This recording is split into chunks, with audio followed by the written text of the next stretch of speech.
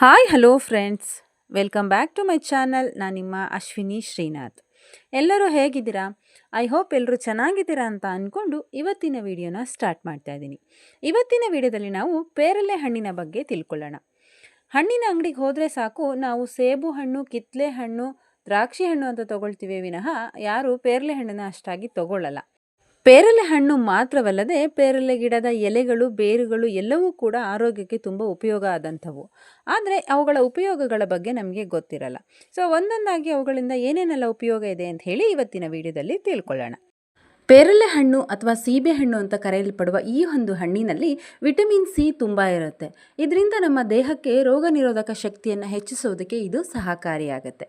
ಅದಲ್ಲದೆ ಸೀಬೆಹಣ್ಣಿನಲ್ಲಿ ಫೈಬರ್ನ ಅಂಶ ಕೂಡ ಯಥೇಚ್ಛವಾಗಿ ಇರೋದ್ರಿಂದ ಜೀರ್ಣಕ್ರಿಯೆಯನ್ನು ಸುಧಾರಿಸುತ್ತೆ, ಹಾಗೆ ಹೊಟ್ಟೆಯ ಸಮಸ್ಯೆಗಳನ್ನು ಆದಷ್ಟು ತಡೆಯುತ್ತೆ. ಅದಲ್ಲದೆ ಮಧುಮೇಹ ರೋಗಗಳಿಗೆ ಅಂದರೆ ಶುಗರ್ನ ನಿಯಂತ್ರಣ ಮಾಡೋದಕ್ಕೆ ಇದು ತುಂಬ ಸಹಾಯಕ.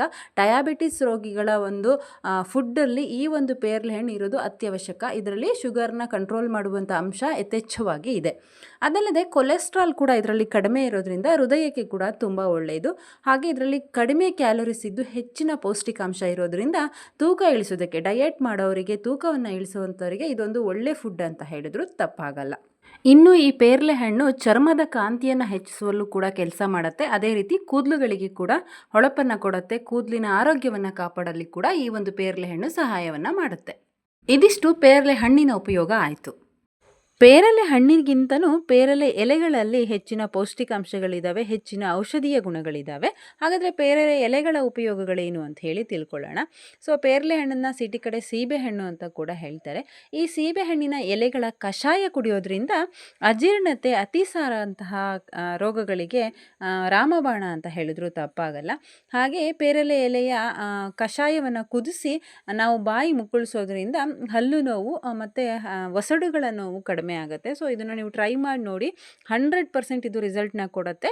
ನೀವು 1 ಗ್ಲಾಸ್ ನೀರಿಗೆ ಸ್ವಲ್ಪ ಎಲೆಗಳನ್ನು ಹಾಕಿ ಅರ್ಧ ಗ್ಲಾಸ್ ಆಗೋಷ್ಟು ಕುದಿಸ್ಬೇಕು. ಅಂದರೆ ನೀವು ಎಷ್ಟು ನೀರು ಹಾಕಿರ್ತೀರೋ ಅದರ ಅರ್ಧದಷ್ಟು ನೀರನ್ನು ಕುದಿಸ್ಬಿಟ್ಟು ತಣ್ಣಗಾದ್ಮೇಲೆ ನೀವು ಬೆಳಗ್ಗೆ ಸಂಜೆ ಅದರಿಂದ ಬಾಯಿನ ಮುಕ್ಕಳಿಸ್ತಾ ಬನ್ನಿ.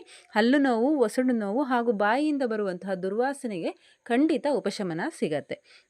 ಅದಲ್ಲದೆ ಎಲೆಯನ್ನು ಎಣ್ಣೆಯಲ್ಲಿ ಕುದಿಸಿ, ಇಲ್ಲಾಂದರೆ ನೀರಲ್ಲಿ ಕುದಿಸಿ, ಇಲ್ಲ ಅಂತಂದರೆ ಜಜ್ಜಿ ಅದರ ರಸವನ್ನು ತೆಗೆದು ನೀವು ಚರ್ಮದ ಮೇಲೆ ಎಲ್ಲಾದರೂ ಗಾಯಗಳಾಗಿದ್ದರೆ ಅದಕ್ಕೆ ಹಚ್ಚಿದ್ರೂ ಕೂಡ ಗಾಯಗಳು ವಾಸಿ ಆಗ್ತಾ ಬರುತ್ತೆ.